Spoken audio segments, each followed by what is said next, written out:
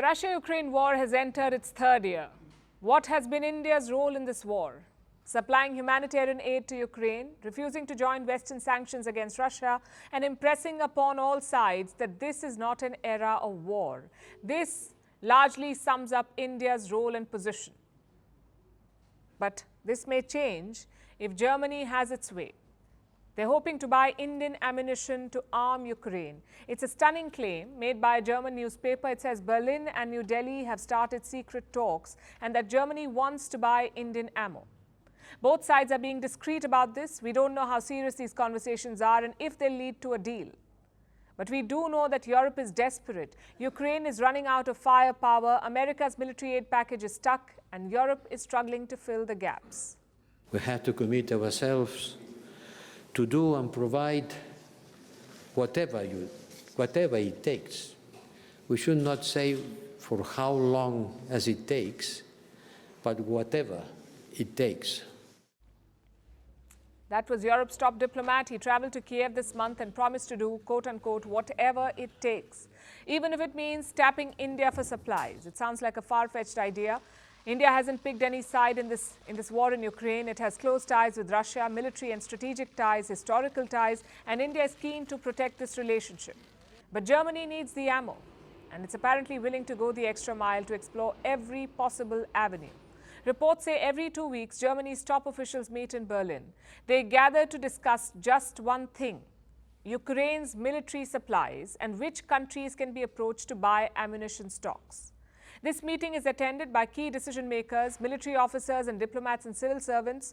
They go through their options and explore the possibilities. So what is their plan for India? Reports say Berlin is willing to use intermediaries to buy the ammo through a middleman so that the Indian government won't have any exposure. At this point, it's mostly speculation, but Russia will be watching all of this carefully because last month, Moscow had raised a concern with New Delhi. It had found Indian shells in Ukraine. That's right. And what kind of shells were these? 155mm artillery shells commonly used in howitzers. How did these shells end up in Ukraine?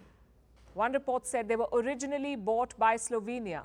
They did not share who the shells were for, but once they were delivered, Slovenia just shipped them to Ukraine, apparently without keeping New Delhi in the loop. And this could happen again. So India will weigh its options carefully. Of course, Europe is not the only party scavenging for ammo. Russia too is on the lookout, and it's said to be tapping North Korea.